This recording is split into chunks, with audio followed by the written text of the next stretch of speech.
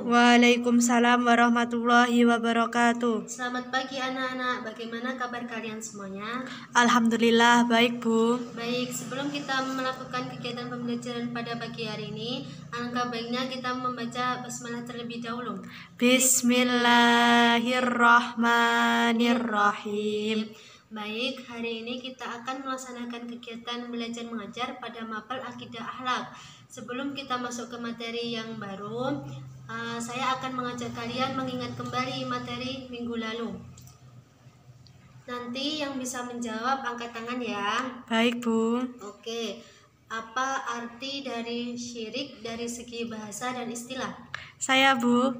Syirik dari segi bahasa adalah mempersekutukan, sedangkan secara istilah adalah perbuatan yang mempersekutukan Allah dengan yang lain atau menyembah selain Allah. Oke, bagus. Selanjutnya, contoh dari perbuatan syirik itu apa saja? Saya, Bu. Dukun, sihir, menyembah patung. Bagus. Baik anak-anak, saya akan menjelaskan tentang perbuatan syirik. Materi minggu lalu. Dalam Baik, agama Bu. Islam, perbuatan syirik sangatlah dilarang dan berdosa besar bagi yang melakukan perbuatan tersebut. Untuk bisa menghindari perbuatan syirik, akan saya jelaskan bagaimana cara menghindari perbuatan syirik. Di antaranya yaitu yang pertama adalah ikhlas dalam berbuat, di mana meyakini bahwa setiap amal kebaikan yang dilakukan hanyalah semata-mata karena pertolongan Allah yang diberikan kepada hambanya yang beriman. Selanjutnya yang kedua yaitu yakin adanya balasan Allah, di mana meyakini bahwa setiap amal kebajikan yang dilakukan hanyalah Allah yang memberikan pujian dan balasan. Kalaupun ada pujian dan dari manusia, tidak lantas besar kepala dan mabuk kepayang dengan pujian itu, namun segera dikembalikan kepada Allah. Kemudian yang ketiga adalah memperbanyak zikirullah, di mana zikirullah atau mengingat Allah merupakan obat dari penyakit hati riya termasuk di dalamnya. Dengan memperbanyak zikirullah baik dengan lisan maupun hati, berarti seseorang hamba mendekatkan diri kepada Allah. Mungkin dari penjelasan tentang cara menghindari perbuatan syirik bisa untuk dipahami ya anak-anak. Baik, anak-anak, kalau sudah jelas akan Ibu lanjutkan untuk melanjutkan yang hubungannya dengan syirik, yaitu penjelasan dari Asbabun Nuzul Quran Surat An-Nisa ayat 48. Baik anak-anak, saya lanjutkan di mana arti dari Quran Surat An-Nisa ayat 48, yaitu sesungguhnya Allah tidak akan mengampuni dosa syirik dan Dia mengampuni segala dosa selain itu bagi siapa yang dikehendakinya. Barang siapa yang mempersekutukan Allah, maka sungguh ia telah berbuat dosa yang besar. Sedangkan asbabun nuzul dari Quran Surat An-Nisa ayat 48 adalah diriwayatkan oleh Ibnu Abi Hatim dan At-Tabrani yang bersumber dari Abi Ishaq Al-Ansyari, bahwa seorang laki-laki menghadap kepada Rasulullah SAW dan berkata, "Keponakan saya tidak mau meninggalkan perbuatan haram." Nabi bersabda, "Apa agamanya?" Ia menjawab, "Ia suka sholat dan bertauhid kepada Allah."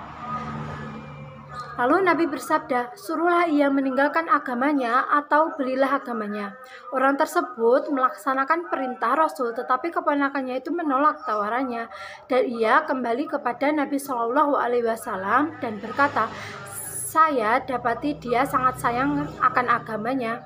Maka turunlah ayat tersebut di atas An-Nisa ayat 48 sebagai penjelasan bahwa Allah akan mengampuni segala dosa orang yang dikehendakinya kecuali syirik. Mungkin itu anak-anak yang bisa saya jelaskan dari asbabun nuzulnya. Apakah bisa diterima? Bisa ya anak-anak? Oke, baik anak-anak, sekarang kita buka sesi tanya jawab ya. Silahkan yang ingin bertanya. Apa saja perbuatan syirik itu dan mengapa kita harus menghindari perbuatan syirik? Oke, pertanyaan yang bagus. Saya akan jelaskan contoh dari perbuatan syirik itu ya seperti menyembah kepada selain Allah, menyembah berhala, menyembah pohon, meminta sesuatu kepada dukun, dan lain sebagainya. Mengapa kita harus menghindari perbuatan syirik? Tentunya kita sebagai orang yang beriman harus hanya beriman kepada Allah, percaya kepada Allah, dan sesungguhnya syirik adalah perbuatan yang sangat dibenci Allah, karena syirik adalah perbuatan yang dilarang oleh Allah. Syirik mempunyai arti yaitu menyekutukan dan menduakan Allah, dan sesungguhnya perbuatan syirik merupakan dosa besar dan tidak akan diampuni dosa-dosanya oleh Allah bagi pelakunya. Apakah menyembah kepada roh yang sudah meninggal termasuk perbuatan syirik? Iya, itu juga termasuk perbuatan syirik.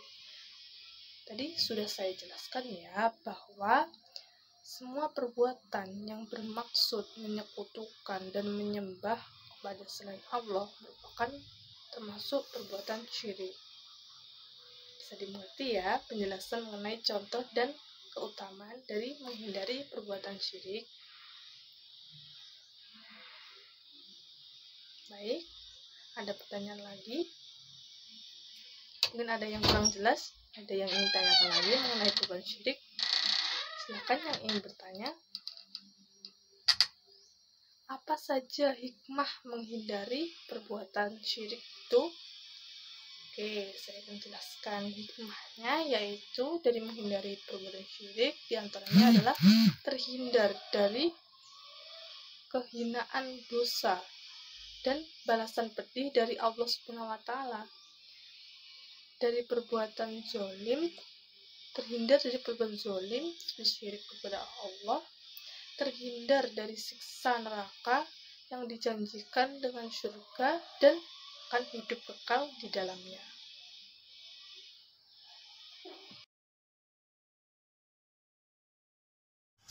Saya Imamatus Solihah dengan NIM 201190099. Saya akan melanjutkan dialog yang keempat mengenai penilaian oleh guru dengan tema akidah akhlak menghindari perbuatan syirik. Baik, saya akan mulai. Baik, selamat siang anak-anak. Kemarin kita telah melanjutkan materi itu menghindari perbuatan syirik. Kali ini ibu akan menilai sejauh mana kalian bisa menyerap ilmu dari tema tersebut. Baik, ibu akan mengadakan kuis dengan 3 pertanyaan, maka siapkanlah alat tulis dan lembar jawabannya dengan waktu 5 menit. Ibu akan bacakan soalnya. Baik, sudah selesai semuanya? Sudah siap? Oke, kita mulai ya. Pertanyaan yang pertama, apa manfaat dari menghindari perbuatan syirik? Coba sebutkan. Baik, jika sudah, soal berikutnya, itu soal yang nomor 2. Hal-hal apa saja yang dapat menimbulkan perbuatan syirik? Oke, ibu lanjutkan. Soal nomor 3. Sebutkan asbabun nuzul dari Quran surat An-Nisa ayat 48. Silakan dijawab. Baik, waktunya sudah 5 menit. Silakan dikumpulkan.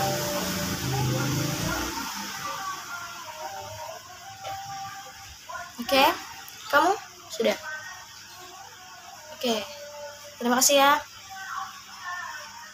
Baik, selanjutnya ibu akan menampilkan sebuah video, maka kalian simak dengan baik.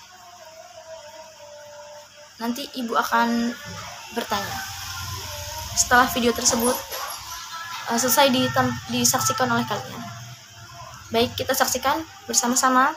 Simak dengan baik-baik ya. Oke. video telah kalian simak. Jadi ibu akan bertanya, ya kamu, boleh ada yang bisa menjawab pertanyaan ibu dari kalian?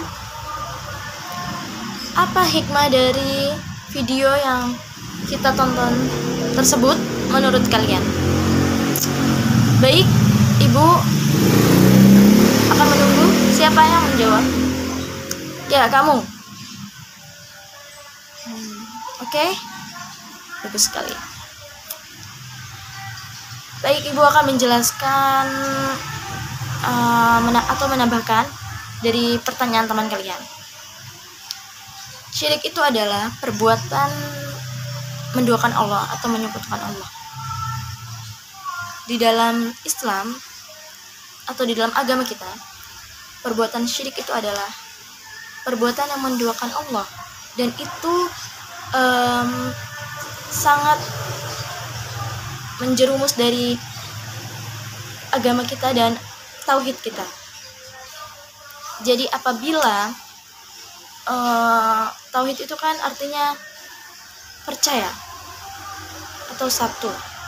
Jadi apabila kalian tidak percaya kepada Tuhan kalian, maka itu adalah hal yang patut direnungi oleh kalian, dan hal tersebut bisa menyebabkan ibadah-ibadah kalian gugur seketika. Jadi perbuatan syirik itu sangat-sangat memberi efek terhadap hal-hal yang kalian libatkan di dalam lingkungan kalian, dari perbuatan syirik kecil, syirik besar apalagi. Syirik kecil, contohnya kalian mempercayai kalung tersebut. Salah satu contoh syirik itu adalah, contoh kecilnya saja, kalian contohnya mempercayai kalung yang dapat bisa menyelamatkan kalian atau dapat menghindarkan kalian dari mara bahaya. Nah, itu adalah perbuatan syirik. Jadi cepatlah bertaubat jika kalian mempunyai sifat tersebut. Ibadah-ibadah kalian itu tidak akan diterima, dan salat kalian juga. Na'udzubillahi min dzalik.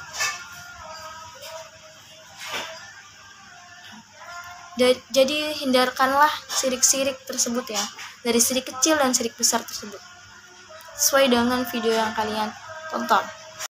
Baik anak-anak, setelah kalian pahami penjelasan mengenai bab ini, Ibu akan memberikan kalian tugas di rumah ya. Tolong kalian kerjakan soal-soal lembaran yang akan Ibu bagikan kepada kalian. Jadi tugas ini kita bentuk dalam sebuah kelompok.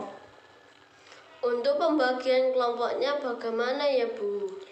Baik, jadi di kelas kita ini total anaknya ada 35 orang anak. Dan sedangkan lembaran yang akan Ibu bagikan kepada kalian ada 7 lembar. Maka setiap satu kelompoknya terdiri dari 5 orang anak.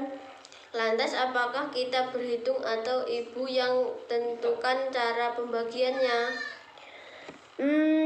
Begini saja ya, agar mudah dan tidak repot. Kita sesuaikan dengan nomor urut absen. Jadi kelompok 1 nomor absen 1 sampai dengan 5, kelompok 2 absen 6 sampai dengan 10, dan kelompok 3 absen 11 sampai dengan 15, kelompok 4 absen 16 sampai 20, kelompok 5 absen 21 sampai 25, kelompok 6 absen 26 sampai dengan 30, dan kelompok terakhir kelompok 7 yaitu absen 31 sampai dengan 35. Begitu ya anak-anak? Siap Bu, laksanakan. Wah, sepertinya kalian semangat sekali ya mengikuti pembelajaran pada hari ini anak-anak. Alhamdulillah, semoga kalian sudah paham dan semangat belajar kalian terus bertambah. Amin, Bu. Baik, sepertinya waktu kita tinggal 10 menit. Bagi anak-anak yang lain yang belum paham dan ingin ditanyakan, bisa dipersiapkan pertanyaannya untuk minggu depan ya. Karena materi kita belum selesai dan akan kita bahas pada minggu depan. Dan semoga kita terhindar dari perbuatan syirik, tetap jaga ibadahnya. Teruslah mendekatkan diri kepada Allah Subhanahu wa Ta'ala, karena hanya Allah lah yang wajib kita sembah. Baik Bu. Saya rasa cukup untuk pembelajaran minggu ini. Tetap jaga kesehatan. Semoga kita bisa dipertemukan di minggu depan atau pertemuan berikutnya. Amin, amin, ya rabbal alamin. Mohon maaf bila ada salah kata yang tidak berkenan di hati anak-anak. Akhiran, wassalamualaikum warahmatullahi wabarakatuh. Waalaikumsalam warahmatullahi wabarakatuh.